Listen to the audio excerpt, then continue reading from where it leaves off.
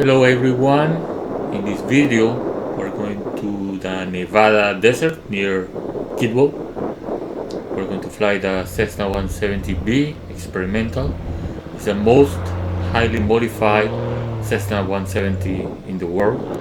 So in this video I'm going to show you the airplane in detail and also some flying that CC Pocock and I did.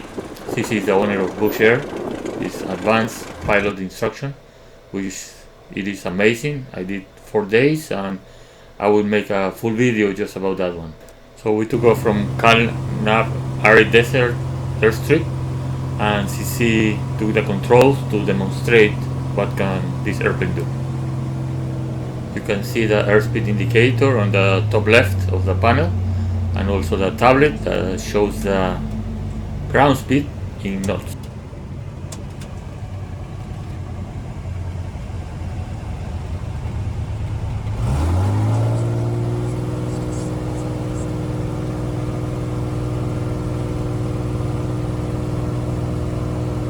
Of course, this angle of attack, the airspeed indicator is not accurate and shows less than 0.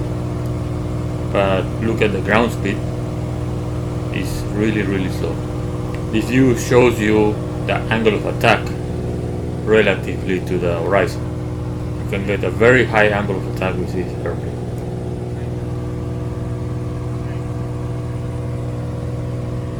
CC has competed in many STOL competitions across the USA and has won many of those competitions with this airplane against much lighter experimental aircraft. So now was my turn to fly it. I could not believe when CC told me to pull on the yoke at that slow speed because we were ready to fly.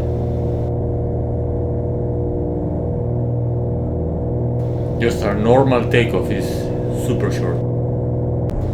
The performance is absolutely amazing. I feel very lucky I got to fly this airplane. It was like you have to get used to how slow it can go because you're approaching and you got the throttle and it still flies and flies and flies. It does not sink at all.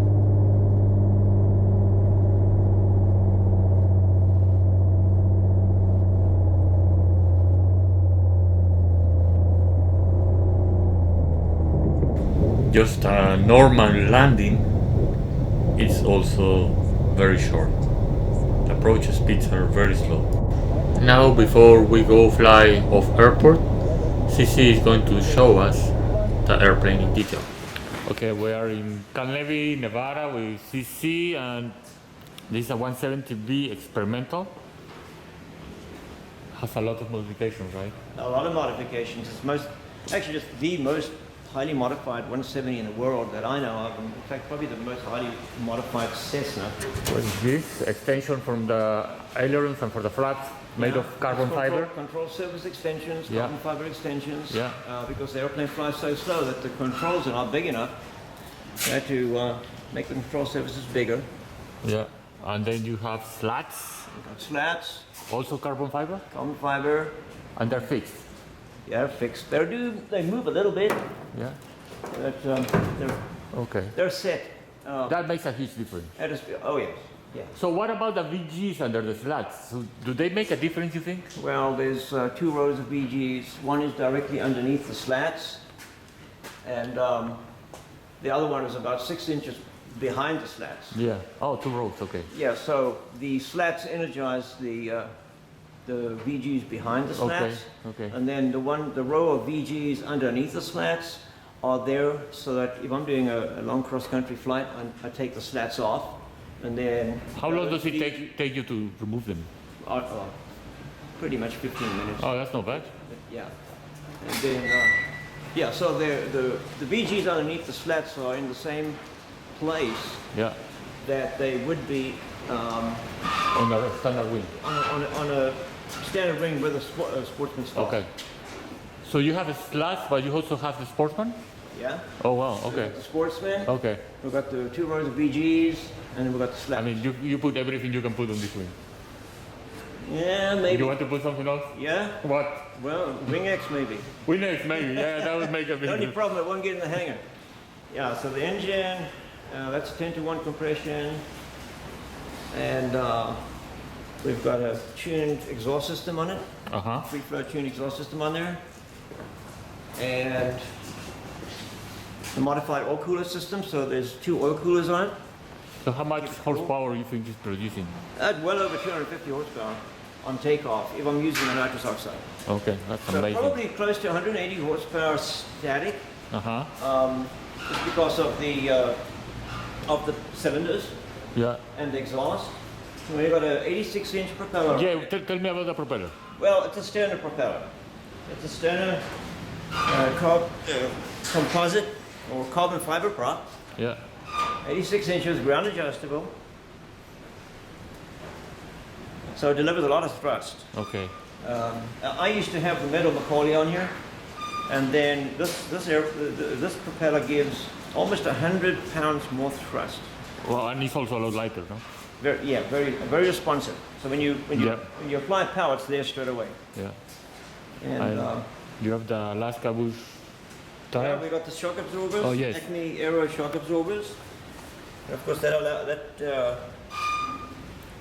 controls the rebound, Yeah. especially during a high rate of descent landing or a Yeah. full stall landing. Controls the rebound so you don't bounce. Uh-huh. And then what else do we have here? We've got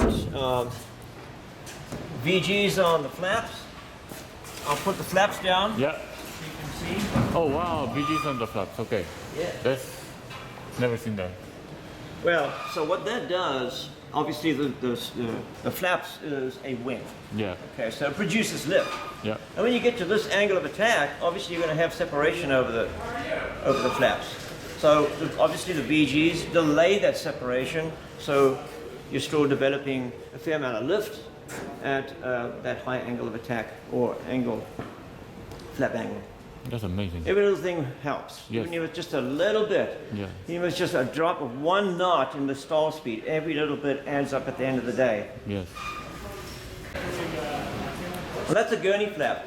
All it is, really, is a 1/2-inch strip of aluminum from Home Depot stuck on there. And sometimes I have it running the full length of the aileron. Yeah. The reason I've only got half of it on there right now is because if I put the full length on, the controls become very, very stiff. Okay. Very stiff because of the high pressure that's generated Okay. by those flaps. So I just use the outboard for most of the general flying. And you extended the wingtip a little bit? Oh, yeah. So there's a 2.5-inch carbon fiber extension on all the control surfaces. Yeah. It runs right through to the wingtip. Oh, okay. So the instrumentation? Well, Okay. So you remove the interior to make it there's no lightweight? upholstery in here. Everything, if you look in the back of the airplane, probably need light to look in the Oh, back yes, there, look. but you can see in the back, there's the nitrous oxide bottle. The tank in front of the nitrous oxide bottle is a smoke oil tank. Oh, okay. Okay. Yeah, for... And that also serves as a ballast. Okay. So I don't need to add any lead weight to the back of the aircraft. Okay. Panel, it's a bit of a hybrid. We've got 2 Samsung Galaxy tabs up there, which is just Android tablets Yeah. with EFIS and nav apps on there, which is downloadable off the internet. And in the far corner here, which is different to a normal aircraft panel, you'll see there's pressure gauges there for Yeah. fuel and nitrous oxide, and these controls, some of these controls over here are just for the nitrous oxide system. Okay. I bet it performs amazingly, huh? And it's an amazing airplane. I have a lot of fun with it. Yeah. It's super short takeoff and landing. What year is this? This is a 54. And empty weight is about 1,300? Well, right now the empty weight is up to 1,300 pounds, and I mean I've stripped a lot of weight off. I've stripped a couple of 100 pounds off the airplane, but I've added a lot of weight back onto the Yeah. airplane. Heavy things like the shock absorbers and some of the modifications just adds up at the end of the day. So let's say you're landing with no wind, what speed do you think you're approaching? Well, I indicated airspeed is off the clock every time. Yes, It's for sure. zero every single time. For sure. Yeah. So now I'm using, on the EFIS, I use GPS Yes. ground speed And normally I look around about 24 knots. Okay.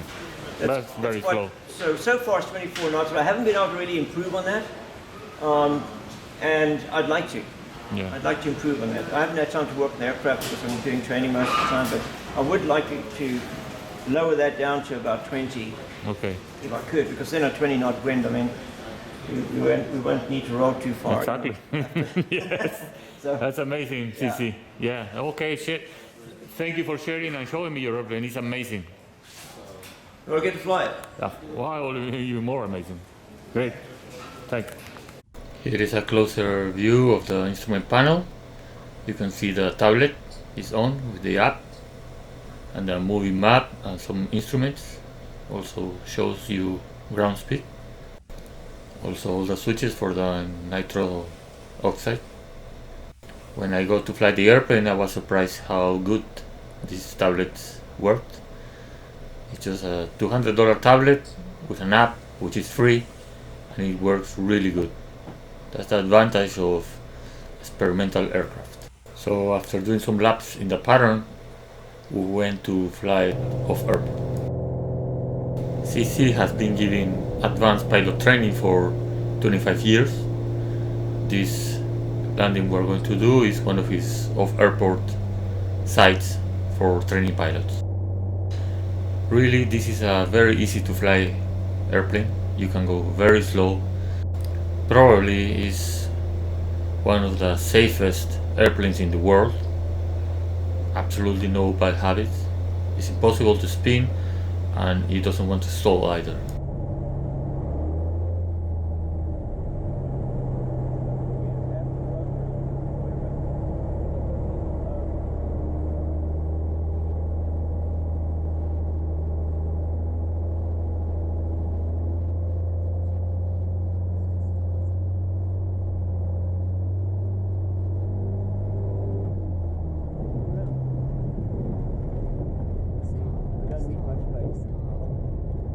Very impressive and lots of fun to fly. So this time for a change, I go to get off the airplane and get a camera and film CC demonstrating a takeoff and a landing of Earth.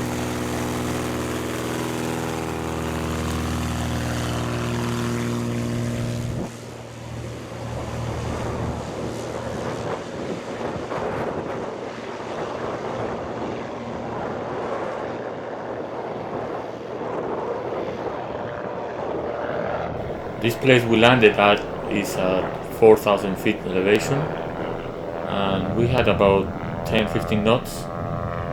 The wind was coming from the south, so it favored this location, but we had to miss other locations because the wind was not favorable and it would have been dangerous to land.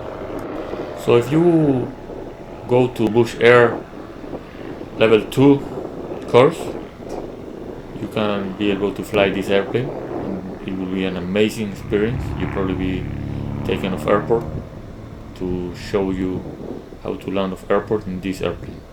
I cannot think of a safer airplane to learn to fly off airport. With the shock absorbers, you can drop it, be doing a bad landing, it will make you look good. The rebound is just non-existent. You will not bounce.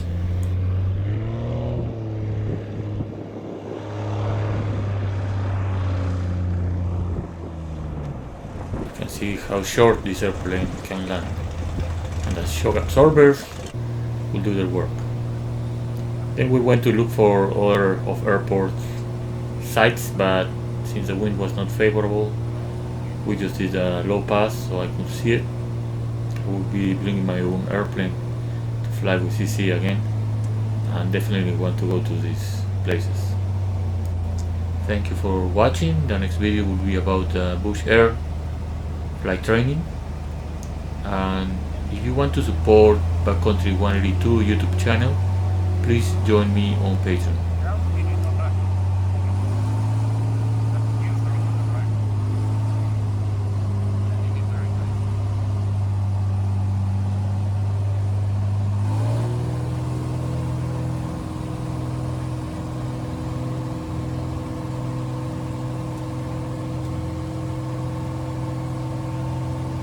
join Patreon, you can go to my YouTube channel and click on Patreon, or also under the description of this video there is a link for Patreon.